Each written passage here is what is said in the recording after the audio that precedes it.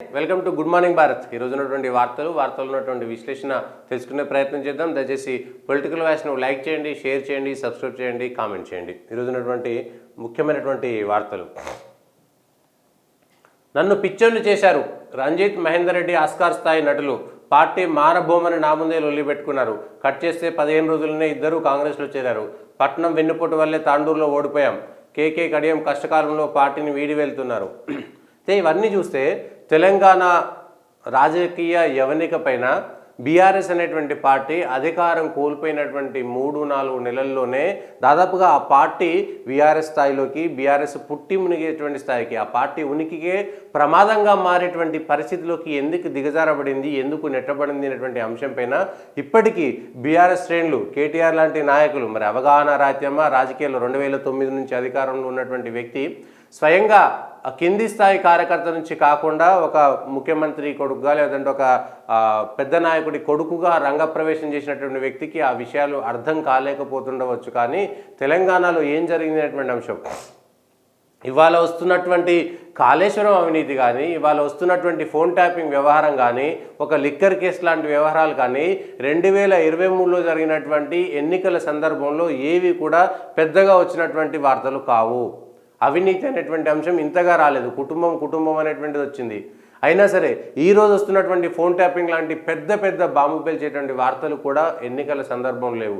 అయినా ఆ TRS party ఓడిపోయింది ఎందుకు అనేటువంటి విషయంలో మాత్రం ఇప్పటికీ ఆ పార్టీకి సంబంధించినటువంటి నాయకులు వడపోత పోసుకోవడం లేదు. ఏం జరిగింది అనేటువంటి అంశం పైన సమీక్ష చేసుకోవడం లేదు, ఆత్మావలోకనం చేసుకోవడం లేదు అనేటువంటిది ముఖ్యమైనటువంటి అంశం.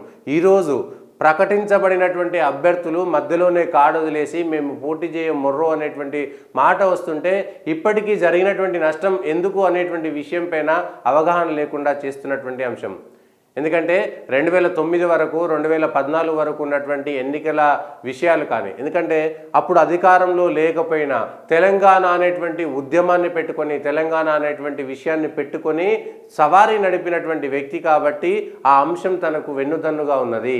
అధికారం లేకపోయినా తెలంగాణకు తానే ఉద్యమ నాయకుడు అనేటువంటిది ఒకటి తెచ్చిపెట్టుకున్నారు. కానీ 2014 తర్వాత 2019లో అపర చాణక్యుడు అనుకున్నటువంటి కేసీఆర్ 2019లో బీజేపీ నరేంద్ర మోడీ హవాలో పోతే ఇబ్బంది వస్తుందనేటువంటి మాట గుర్తెరిగి ముందస్తు ఎన్నికలకే వెళ్ళాడు. ఆ రోజు కూడా అంటే 2023లో కాదు, 2019లోనే 2019 ఎన్నికల్లోనే బీఆర్ఎస్ పార్టీకి, అప్పటి టీఆర్ఎస్ పార్టీకి గడ్డు కాలం ఉందనేటువంటి విషయాన్ని ఆ రోజే గుర్తెరిగినటువంటి వ్యక్తి 2023కు వచ్చేసరికి ఏం జరిగింది? 2019లో ఓడిపోతామనేటువంటి భయంతో ముందస్తుకు వెళ్ళినటువంటి కేసీఆర్ 2023లో జరిగినటువంటి నష్టాన్ని, కార్యకర్తల్లో ఉన్నటువంటి వ్యతిరేకతను, నాయకుల్లో ఉన్నటువంటి వ్యతిరేకతను, ప్రజల్లో ఉండేటువంటి చర్చను పక్కదోవకు పోయే విధంగా ఎందుకు తను గుడ్డివాడిగా, మూగవాడిగా అయిపోయాడనేటువంటి విషయాన్ని ఈ రోజుకి ఆత్మావలోకనం చేసుకోలేనటువంటి పరిస్థితి. అయితే ఇప్పుడు చేతులు కాలిపోయాయి. ఎంత చేసినా కానీ బీఆర్ఎస్ పార్టీలో మిగిలేటువంటి వాళ్ళు ఎవరు అనేటువంటి తెలియదు. చివరకు ఆ 5గురే పార్టీలో మిగులుతారు. ఆ 5గురు కూడా పార్టీలో ఉంటారా, మరి ఇంకెక్కడైనా ఉంటారా, ఇంకా కొద్ది రోజులు అయితే అనేటువంటి విషయం క్లారిటీ లేదు. ఏ ఉద్యమకారుల అండ చూసుకొని ఎవరైతే అటుకులు బుక్కిరో, ఎవరైతే అంబలు దాగిరో, ఎవరైతే కేసీఆర్కు వెన్నుదన్నుగా మొదటి నుంచి ఉన్నారో వాళ్ళందరినీ కూడా పక్కకు నెట్టేసి మేము పక్తు రాజకీయ పార్టీగా మారినాము, మాదేది మఠం కాదు అనేటువంటి మాట్లాడినటువంటి కేసీఆర్ ఈరోజు ఎందుకు ఈ తిప్పలు వస్తున్నాయంటే క్షేత్రస్థాయిలో ఎక్కడా కూడా పార్టీ నిర్మాణం జరగలేదు. ఇబ్బడి ముబ్బడిగా అవసరం కోసం వస్తున్నటువంటి నాయకులను, ఆ క్షణానికి బలం ఉన్నది అనుకున్నటువంటి నాయకులను చేర్చుకున్నారే తప్ప క్షేత్రస్థాయిలో బీఆర్ఎస్ పార్టీకి సంబంధించినటువంటి నిర్మాణాన్ని ఎక్కడ కూడా పూర్తి చేయలేనటువంటి పార్టీ అది. అక్కడో ఇక్కడో కొంత బలంగా ఉన్నా కూడా వాళ్ళు పక్క పార్టీ నుంచి వచ్చినటువంటి కార్యకర్తలు, పక్క పార్టీ నుంచి వచ్చినటువంటి వాళ్ళే పార్టీలో చేర్చుకున్నారు. గెలిచినటువంటి సర్పంచ్లను, గెలిచినటువంటి ఎంపీటీసీలను, లేదంటే మిగిలినటువంటి అందరినీ కూడా ఆ పార్టీలో చేర్చుకున్నారు. లేదంటే స్థానిక ఎన్నికల్లో కూడా తమ పార్టీకి సంబంధించినటువంటి అభ్యర్థులు దొరకరు కాబట్టి పక్క పార్టీ నుంచే యథావిధిగా తీసుకొని వాళ్ళను మాత్రమే గెలిపించుకున్నటువంటి వ్యవస్థలో ఉన్నటువంటి వాళ్ళను, ఎవరైతే మీరు ఏ విద్య అయితే ప్రదర్శించారో ఎన్నికల మీరు గెలిచిన తర్వాత, అధికారంలోకి వచ్చిన తర్వాత మీ పక్కన ఉన్నటువంటి సబితా ఇంద్రారెడ్డి గారి వాళ్ళు చూస్తున్నాం కదా, పక్క పార్టీ నుంచి గెలిస్తే తీసుకొని 2019 తర్వాత ఇచ్చినటువంటి మంత్రి పదవి. అదే సందర్భంలో ఈటెల రాజేందర్ను మాత్రం పక్కకు పంపించారు. కాంగ్రెస్ పార్టీలో ఉన్నటువంటి సబితా ఇంద్రారెడ్డిని తీసుకొని మంత్రి పదవి ఇచ్చినటువంటి కేసీఆర్ ఈటెల రాజేందర్ను మాత్రం పక్కకు పంపించారు. ఈ విషయాలపైన సమీక్ష చేసుకునేటువంటి అవకాశం లేదు. ఎంతసేపటికి తన పదవికి సంబంధించినటువంటి అంశం. ఇప్పుడు అదే ఫోన్ ట్యాపింగ్ వ్యవహారంలో కూడా తన నీడను కూడా తాను నమ్మనటువంటి కేసీఆర్ ఫోన్ ట్యాపింగ్ పైనే పూర్తిగా ఆధారపడి ఆఖరికి కుటుంబ సభ్యులు కూడా ఎవరెవరితో మాట్లాడుతున్నారు, ఏం చేస్తున్నారు, కుటుంబ సభ్యులు ఉండేటువంటి మహిళల ఫోన్లను కూడా ట్యాపింగ్ చేసుకునేటువంటి అంశము.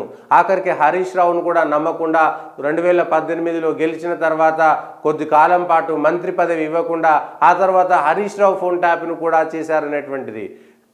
అదేవిధంగా హరీష్ రావు కుటుంబ సభ్యులు, కేటీఆర్ కుటుంబ సభ్యులు సంతోష్ని మాత్రమే నమ్మి ఆ తర్వాత సంతోష్ను కూడా నమ్మలేక తనని తాను నమ్మలేక ఇట్లాంటి పరిస్థితుల్లోకి నెట్టబడినటువంటి పార్టీ ఏదైనా అవుతుందంటే అది బీఆర్ఎస్ పార్టీ. అంటే ఎక్కువగా పక్కకు సంబంధించినటువంటి కుటుంబాల్లో జరిగేటువంటి వ్యవహారాలు వింటే అసలు ఏం చేస్తున్నాం అనేటువంటి విషయాన్ని మర్చిపోయేటువంటిదిగా జరిగిపోయింది. ఎందుకంటే ఎవరిని నమ్మలేనటువంటి స్థితిలోకి, అంటే నేను రాజు, అంతకంటే ఎక్కువ చక్రవర్తి, అంతకంటే ఎక్కువ అనేటువంటి స్థితిలోకి వెళ్ళిపోయినటువంటి మానసిక స్థితి నుంచి బయటపడడం కష్టంగా మారిపోయింది. అదే ఇప్పుడు జరిగింది. మీరు పక్క పార్టీ నుంచి ఎట్లయితే తీసుకొచ్చుకున్నారో, ఏదైతే జరిగిందో ఈరోజు అదే చేర్చుకున్నటువంటి వాళ్ళు ఇప్పుడు పక్క పార్టీకి వెళ్ళిపోతున్నారు. సో వాళ్ళు మిమ్మల్ని మోసం చేసినట్టు ఎట్లా అవుతుంది? ఇతరులను మోసం చేసి మీ దగ్గరకు వచ్చినప్పుడు వాళ్ళు గొప్పగా అనుకున్నప్పుడు మిమ్మల్ని మాత్రం ఎందుకు మోసం చేయరు? కనీసం ఈ 10 ఏళ్ల కాలంలో ఎక్కడైనా సరే 60-70% మంది పాత వాళ్లకు, పాత నాయకులకు నమ్మకం కలిగే విధంగా వ్యవహారం చేశారనేటువంటి అంశం పైన కూడా క్లారిటీ లేదు. రాజకీయాలకు సంబంధించినటువంటి విషయంలో పార్టీని వీడుతున్నది దొంగలు, ద్రోహులే. బీఆర్ఎస్ కార్యకర్తలను ఎవరూ కొనలేరు. అసలు బీఆర్ఎస్ కార్యకర్తలు ఎక్కడ మిగిలేటువంటి పరిస్థితుల్లో లేరు. తెలంగాణ సమాజంలో ఇప్పుడు బీఆర్ఎస్ పార్టీకి సంబంధించినటువంటి కార్యకర్తలు ఎవరున్నారనేటువంటిది బేరీజు వేసుకుంటే తెలుస్తుంది తెలంగాణకు సంబంధించినంత వరకు.